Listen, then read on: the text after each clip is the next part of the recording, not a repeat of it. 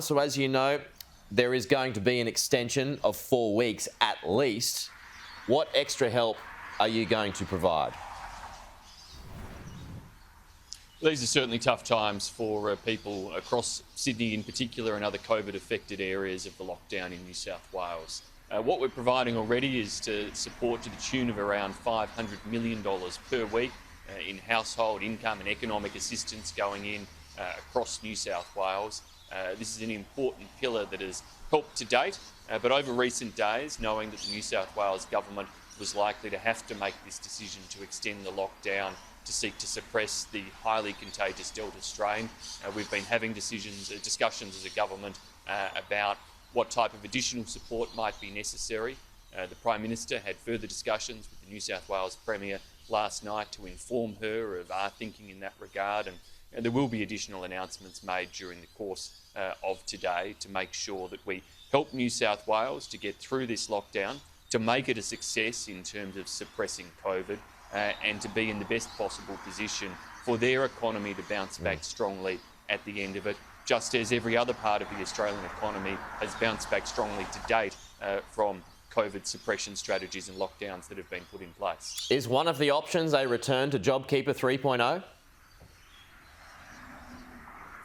No, because what we've got in the household COVID disaster assistance payments is something that is working now, that has been likened by, for example, the Victorian Labor Premier Dan Andrews as being the new model of JobKeeper, and that really is what it's intended to be.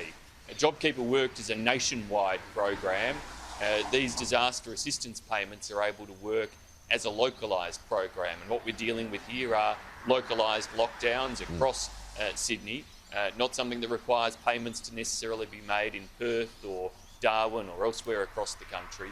But these disaster payments are not only able to be targeted in a more geographic sense, they're also actually more accessible to many people, particularly to casual workers. And so we've been looking carefully at how those payments are working, where we might tweak them to ensure they respond as effectively as possible in supporting individuals and households through the conditions where they're losing hours of work. Will they rise from $600?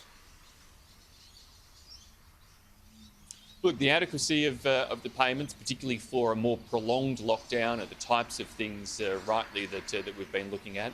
As I said, the Prime Minister will have more to say during the course of the day. It is important that when you get into a particular long lockdown period such as this has become, that we recognise many of those who are losing work obviously have ongoing financial commitments that were premised on the basis that they would have work security. And so they're the types of considerations that we've been weighing. Okay, so it may well rise. That's your thinking. It may rise from 600 to possibly 750 a week? Because I'm not going to preempt the announcements by the Prime Minister. As I said, our government's been having these discussions. You're one of the money men, Minister. Been having these discussions for days. Indeed, and I also respect that the Prime Minister will make announcements on these matters, that he's been talking overnight to the New South Wales government, informing them of the types of deliberations we've been having as a federal government about the support that we can provide.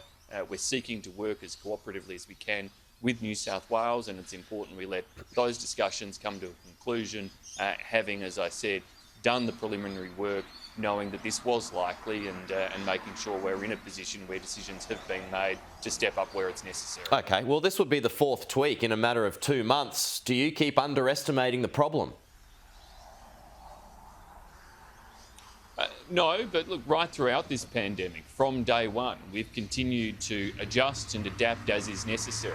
And on the whole, that has served Australia better than almost any other country in the world. Our economy has continued to bounce back from these type of setbacks faster than almost any other nation. We've been in a position where we've saved lives as a country, an estimated 30,000 through the successful suppression of COVID to date, and that's why we want to support New South Wales to continue to apply the strategies necessary to successfully suppress COVID. But we've also been able to save businesses and ensure business failures in Australia far lower than across much of the rest of the world, and we've been able to save jobs, with indeed employment coming back to in excess of pre-COVID levels prior to these lockdowns, well ahead of the rest of the world as well. So the measures we've deployed to date have worked, and our focus in terms of ongoing measures in supporting Sydney will be intently from a federal government perspective on helping to make sure that we save jobs and that we put the New South Wales economy in the best possible position to come back strongly following these lockdowns, as it has done before and as economies right across Australia have done before. There's no end in sight, though, Minister, at the moment. Yeah, we're looking at a 4-week extension, but that's at least. It could well go beyond that. And numbers keep rising day to day here to new record levels. Would you like to see a tougher lockdown in Sydney?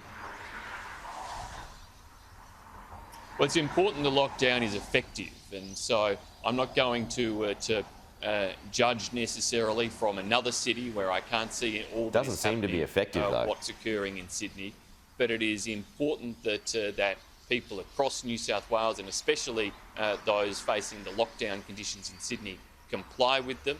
That they listen to authorities. That they know that they're going to have and do have the types of economic and financial support that we are providing to get them through these tough times, so that they don't do the wrong thing. We know it's tough. We know it's difficult for many individuals. We know it places emotional and mental health stresses, and that's why those sorts of supports are there. But it is crucial to continue to suppress this highly contagious Delta strain. You know, we're seeing different types of lockdowns being applied in other cities of the world, such as Singapore, other cities that have sought to reopen quickly, having to wind back some of those conditions, such as in the Netherlands. These are not unique challenges, but Australia has shown a world-leading ability to overcome these challenges right through the COVID pandemic, and we need to show that again, and in particular, Sydney-siders need to show that resolve and that ability. Will extra supplies of vaccines, and in particular Pfizer, be moved from other states towards Sydney to help out? Has there been any change on that front? So in terms of vaccines, we have now some 11.4 million doses that have been administered across Australia. Will the supply be increased in New South Wales, though? 1.1 million. I was going to come to that. So in terms of the New South Wales, we're seeing growth in terms of the availability of the Pfizer vaccine, with 1 million doses a week coming into the country now. Forecast increases down the pipeline. We're providing what we can in terms of additional to New South Wales, but also supporting with the provision of both Pfizer and AstraZeneca, the opening of new pharmacy hubs in New South Wales, the opening of new vax hubs by the New South Wales government, providing more distribution points, more opportunity, and indeed would urge those people across New South Wales to look very carefully at whatever vaccine is available to them, as the ATAGI advice encourages them to do so. Hey, just finally, Minister, I just want to get your thoughts on rapid antigen tests, which, you know, as you know, can be self-administered. They've been doing it overseas for a long time now. We're still not doing it here. Why is it taking so long? So there are some types of rapid antigen testing that I understand have the regulatory approval in Australia, and so if individual businesses or others wish to utilise that technology, some may well be able to do so now, and I understand increasing numbers are potentially looking at doing so. As a complement to the PCR testing, and in addition to it, then indeed it may well make sense for people to utilise that technology. But it's not a replacement for something that provides a higher degree of confidence in terms of the results, and more and gives greater levels of confidence in terms of whether or not somebody has COVID-19. So continuing to use those PCR tests will be essential for the management of this pandemic, but the rapid antigen tests could certainly be a complement that some may choose to use, and I see the New South Wales government in speculation potentially doing so as well. Finance Minister Simon Birmingham, good to have you with us. Thank you. We'll talk to you soon.